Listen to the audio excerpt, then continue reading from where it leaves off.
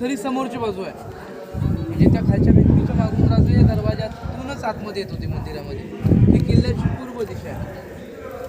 हे जगदीश्वराचं मंदिर आहे. मंदिराच्या आतमध्ये हनुमंतांची स्थापना आहे, शंकराची पिंड आहे. मंदिराच्या आतमध्ये हनुमंतांची स्थापना, शंकराची पिंड आहे. पण या मंदिराला लांबून पाहिलं तर याचा आकार कुठल्या आकारे वाटतो? याचा आकार असा का दिला? जर का लांबून मोगलांनी मंदिर पाहिलं तर यांना वाटावं आपलंच आहे, जेणेकरून त्याच्यावरती आक्रमण नाही झाली पाहिजेत. जर का मंदिरापर्यंत मोगल आले त्यावेळी मोगल उंच अंगाने दांडगे दिपट असायचे.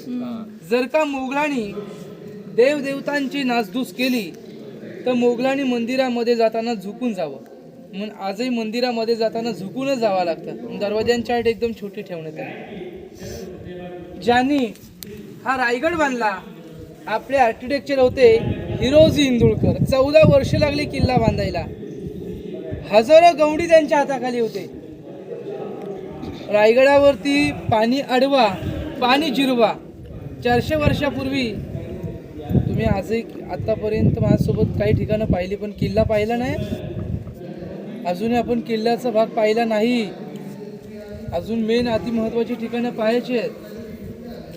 जेवढं तुम्ही एकत्र राहणार तेवढं तुम्हाला माहिती मिळेल. बघा, सर्वांनी सोबत राहा, मागे पुढे कुणी व्हायचं नाही. बघा, किल्ल्याचा हा वरचा मोठा परिसर आहे. किल्ल्यामध्ये आज गर्दी आहे. सर्वांनी एकत्र राहा.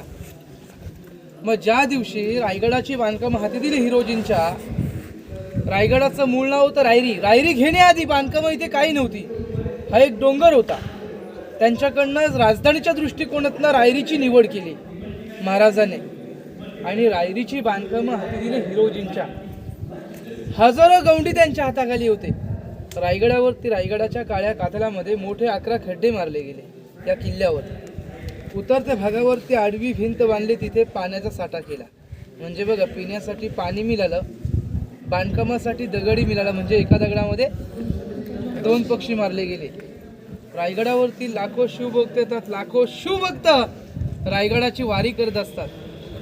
2 वर्ष किल्ल्यावर पाऊस जर पडला नाही ना तरी पाण्यात दुष्काळ येत नाही. कल्पना करा मग त्यावेळेस रायगडाचं वैभव कसं असेल. मागे राज्याभिषेक सोहळ्याला 350 वर्ष पूर्ण झाल्यामुळे 3.5 लाख लोकांनी इथे गर्दी केली होती. पाय ठेवायला सुद्धा जागा नव्हता. तरी सुद्धा पाण्याची कमतरता इथे आली नव्हती. पाणी अडवा पाणी जिरवा 11 तलाव 84 पाण्याच्या टाक्या खोदल्या गेल्या. त्यातला दगड निघाला, तो बांधकामासाठी वापरला. दगड चिटकवण्यासाठी लागणारा मटेरियल गडाच्या खालून आणावा लागत होता. हजारो गवंडी हिरोजींच्या हाताखाली होते. रायगडाचं भव्य इथे बांधकाम चालू होतं आणि पुढील राज्याभिषेक सोहळ्याची तारीख जवळ आली होती. आता राज्याभिषेक होण्याआधी रायगडाची बांधकामं पूर्ण करायची होती. याची कामगिरी हाती हिरोजीने घेतली होती. राज्याभिषेक होण्याआधी बांधकामं पूर्ण करायची होती. पहिल्यांदा हे मंदिर बांधलं गेलं. देवदेवतांचा आशीर्वाद घेऊन हिरोजीने बांधकामाला सुरुवात केली. रायगडाची बांधकामं चालू असताना या बांधकामासाठी दिलेला पैसा अडका होता. तो दिलेला पैसा मोहरा कमी पडल्या.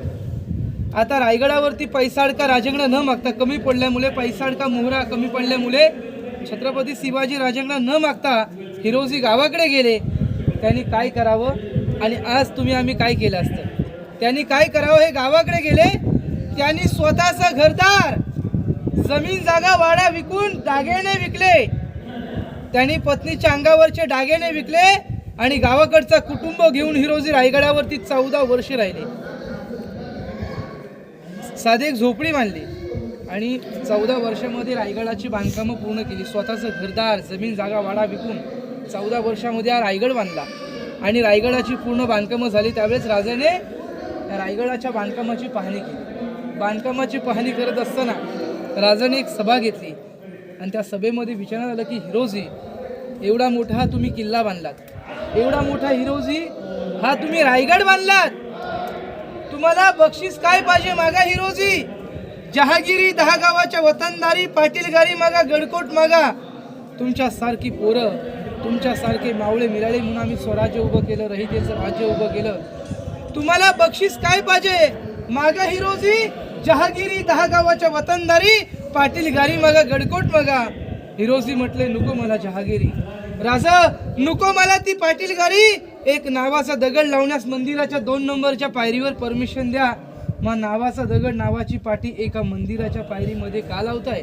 नावाचा दगड लावायचाच असेल ना, नावाची पाटी लावायचीच असेल तर मोठ्या अक्षरामध्ये त्या महा दरवाजाच्या उंबरट्यावरती लावा. एवढ्या मोकळा जागा सोडून एक नावाची पाटी एका मंदिराच्या पायरीमध्ये का लावताय? राजे तुम्ही शंकराचे शिवभक्त आहात. आज राजे तुम्ही आमचे शिवभक्त आहात. ज्या वेळेस राजे ज्या वेळेस राजे तुम्ही या रायगडावरती असणार त्या वेळेस मंदिरामध्ये दर्शन जाणार. जाताना तुमची पावलं ही माझ्या नावावरती पडली पाहिजे, तर तुमच्या पायाची धूळ सतत माझ्या माथ्यावरती असली पाहिजे. तुम्हीच आमचे देव आहात. हे शब्द ऐकताच राजांचं हृदय भरलं. हिरोजीने मिठी मारली. आज रायगडाची जी बांधकामं केली याची शाश्वती काय, गॅरंटी काय? एवढा मोठा तुम्ही किल्ला बांधलात, ह्या बांधकामाची शाश्वती काय, गॅरंटी काय? तर 400 वर्षापूर्वीचं बांधकामाचं गॅरंटी पत्र आहे. आताचं आपलं घर बांधायचं म्हटलं तर आताच्या आर्किटेक्चर इंजिनियर बांधकामाचं गॅरंटी पत्र देतात का हो? काय दगडाच्या बांधकामाची गॅरंटी द्यावी? जोपर्यंत या पृथ्वी